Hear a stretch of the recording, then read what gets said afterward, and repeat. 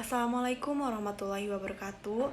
Alhamdulillahirabbil alamin wassalatu wassalamu ala asrofil anbiya'i wal mursalin wa ala alihi washabbihi ajmain. Amma ba'du. Segala puji hanya milik Allah, segala zat yang maha ghafur, zat yang maha syukur, yang telah memberikan beribu-ribu nikmat yang tidak terukur, nikmat iman, nikmat Islam, sampai nikmat sehat walafiat, sehingga kita dapat berkumpul pada kesempatan kali ini. Salawat serta salam semoga tercurah limpahkan kepada Nabi Muhammad SAW. Hadirin yang saya hormati, seperti yang kita sadari bersama bahwa manusia sangat sulit untuk melakukan ibadah kepada Allah. Manusia sangat malas untuk diajak melakukan ketaatan kepada Sang Pencipta. Kenapa? Karena manusia dibekali dengan hawa nafsu. Hanya saja manusia berbeda, ada yang hawa nafsunya lebih menguasai dirinya sehingga dia bergelimang dengan maksiat, namun dia tidak merasa bersalah. Ada juga yang hati nuraninya lebih mendominasi. Kaum muslimin yang dimuliakan Allah, jika kita perhatikan sejatinya iman Islam dan ketaatan kepada Allah adalah sebuah kenikmatan. Terdapat banyak dalil yang menunjukkan bahwa ibadah bisa dirasakan kenikmatannya. Di antaranya ialah hadis dari Abbas bin Abdul Muthalib radhiyallahu anhu, Rasulullah SAW, yang artinya kita akan merasakan nikmatnya iman, orang yang ridho Allah sebagai Rabb-Nya, Islam sebagai agamanya, dan Muhammad SAW sebagai Rasulnya. Hadis riwayat Muslim, Tirmizi, dan yang lainnya.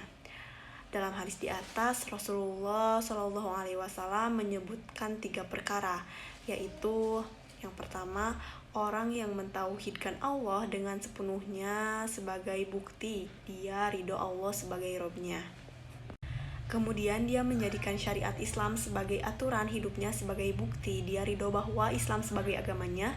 Dan yang ketiga yaitu dia mengikuti petunjuk Rasulullah SAW dalam hidupnya.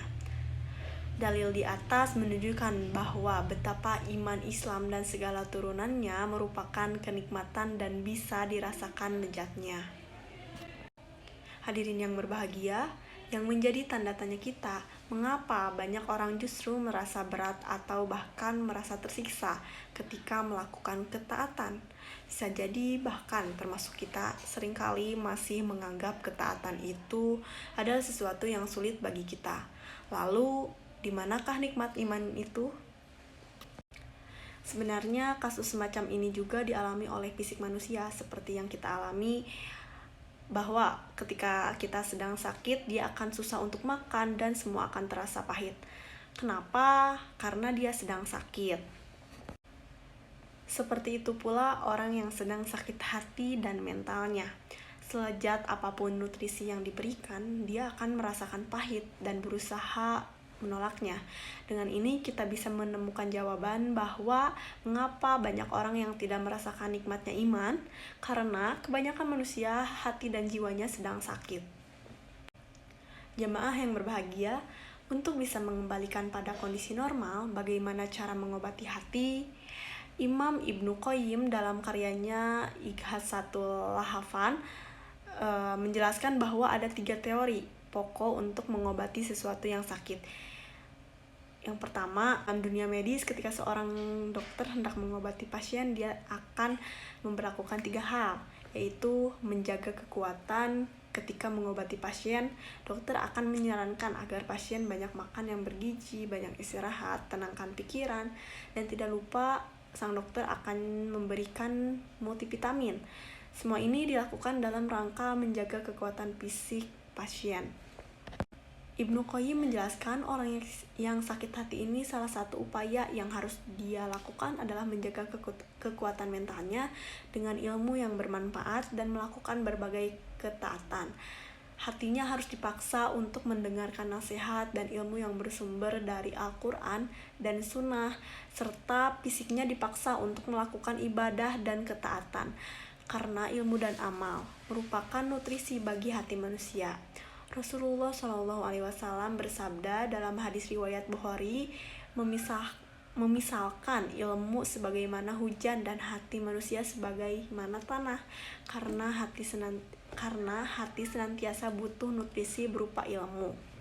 Lalu yang kedua, melindungi pasien dari munculnya penyakit yang baru atau sesuatu yang bisa memperparah sakitnya. Dalam mengobati pasien, tahapan lain yang dilakukan dokter adalah menyarankan pasien untuk menghindari berbagai pantangan sesuai jenis penyakit yang diderita pasiennya.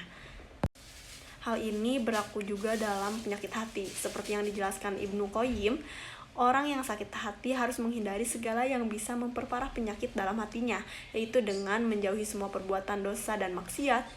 Dia hindarkan dirinya dari segala bentuk penyimpangan karena dosa dan maksiat adalah sumber penyakit hati lagi.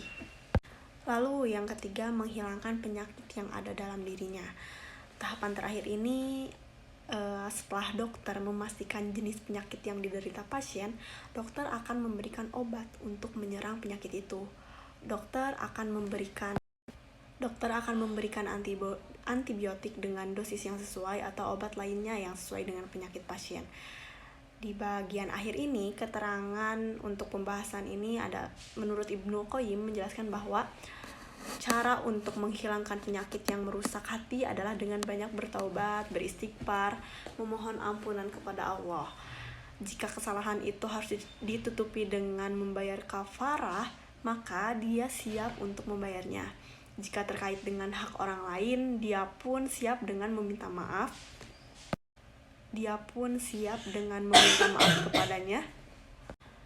Karena dengan taubat berarti dia menghilangkan penyakit hati berupa dosa dalam dirinya. Wallahu a'lam.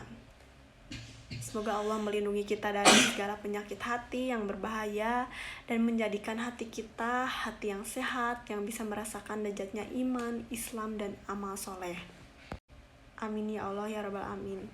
Sekian yang dapat saya sampaikan, kurang lebihnya mohon dimaafkan. Billahi taufiq wal hidayah. Wassalamualaikum warahmatullahi wabarakatuh.